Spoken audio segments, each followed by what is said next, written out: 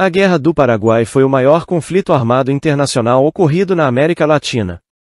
Foi travada entre o Paraguai e a Tríplice Aliança, composta pelo Império do Brasil, Argentina e Uruguai. Ela se estendeu de dezembro de 1864 a março de 1870. É também chamada Guerra da Tríplice Aliança, na Argentina e no Uruguai, e de Guerra Grande, Guerra contra a Tríplice Aliança e Guerra Guaçu no Paraguai.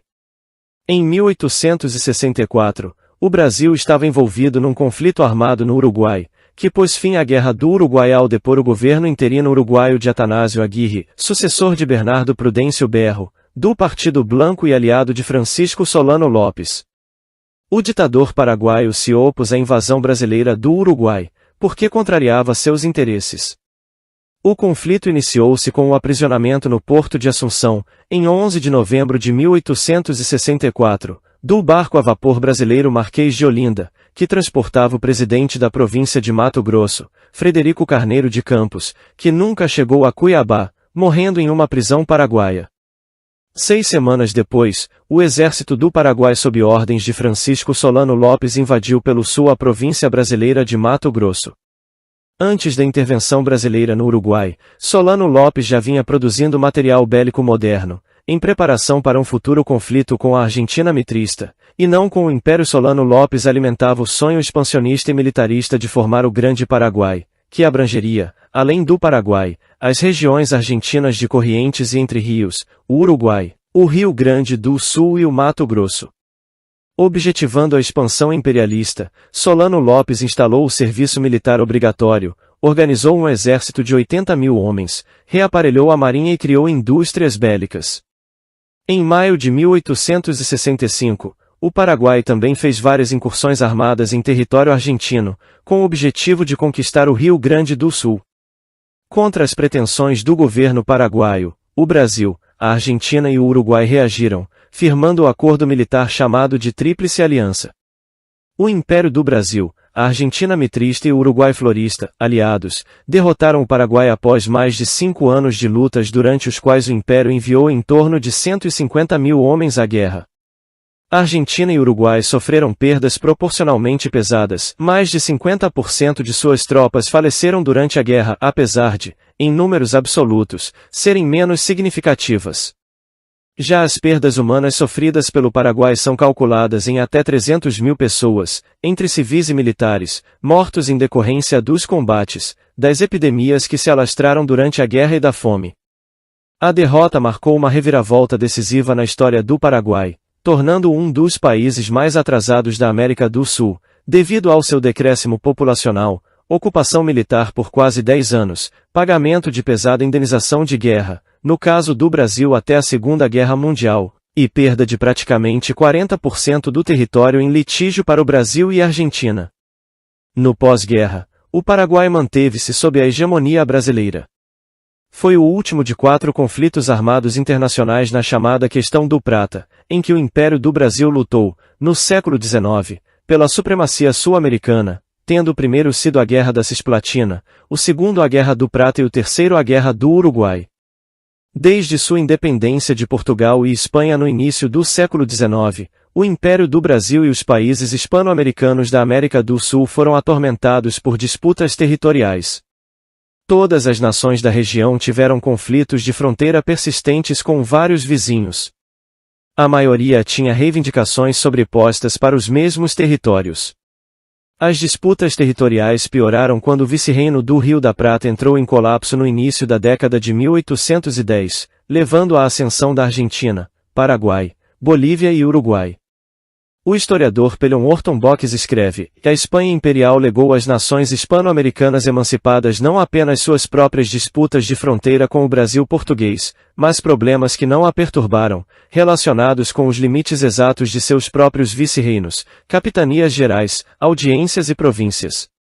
Uma vez separados, Argentina, Paraguai e Bolívia brigaram por terras que eram em sua maioria desconhecidas e desabitadas.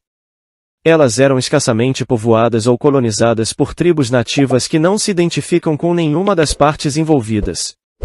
No caso do Paraguai com seu vizinho Brasil, o problema era definir se os rios Apa ou Branco deveriam representar sua fronteira real, uma questão persistente que incomodou e confundiu Espanha e Portugal no final do século XVIII.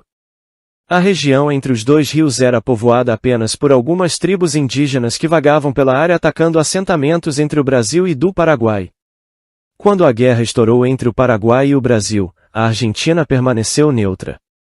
Solano Lopes duvidou da neutralidade argentina, pois eles permitiram aos navios brasileiros que navegassem pelos rios argentinos da região do Prata, apesar de o Paraguai estar em guerra com o Brasil.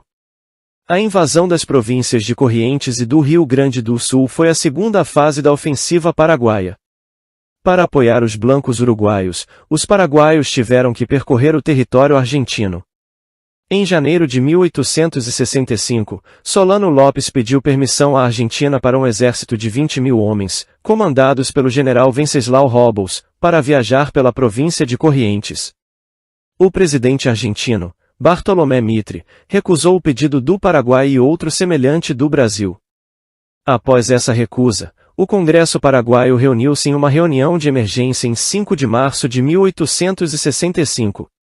Após vários dias de discussões, em 23 de março o Congresso decidiu declarar guerra à Argentina por suas políticas, hostis ao Paraguai e favoráveis ao Brasil, e então conferiram a Francisco Solano Lopes Carrillo o posto de Marechal de Campo da República do Paraguai.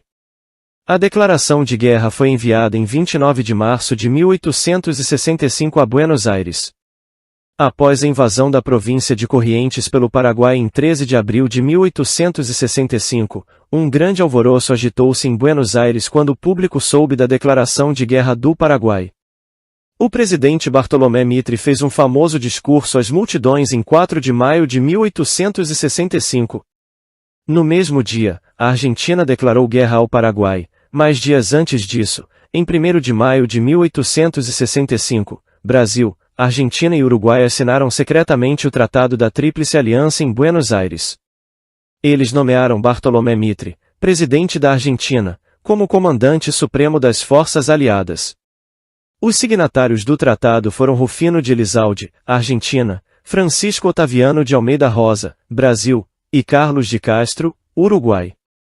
O tratado afirma que o Paraguai deve ser responsabilizado por todas as consequências do conflito e deve pagar todas as dívidas da guerra. O Paraguai deve ficar sem qualquer fortaleza e força militar.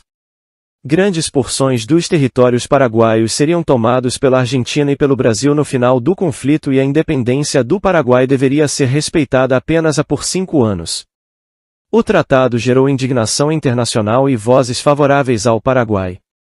O Paraguai sofreu muitas baixas e a interrupção da guerra e as doenças também custaram a vida de civis. O Paraguai perdeu definitivamente a reivindicação de territórios que, antes da guerra, estavam em disputa entre o Brasil ou a Argentina, respectivamente. No total, cerca de 140.000 km² foram extraviados. Essas disputas eram antigas e complexas. Houve destruição do Estado existente, perda de territórios vizinhos e ruína da economia paraguaia, de forma que, mesmo décadas depois, o país não pôde se desenvolver da mesma forma que seus vizinhos. Estima-se que o Paraguai tenha perdido até 69% de sua população, a maioria por doenças, fome e cansaço físico, dos quais 90% eram homens, e também mantinha uma alta dívida de guerra com os países aliados que não foi totalmente paga e acabou sendo perdoada em 1943 pelo presidente brasileiro Getúlio Vargas. Um novo governo pró-Brasil foi instalado em Assunção em 1869. Enquanto o Paraguai permaneceu ocupado pelas forças brasileiras até 1876, quando a Argentina reconheceu formalmente a independência daquele país, garantindo sua soberania e deixando um estado tampão entre seus vizinhos maiores.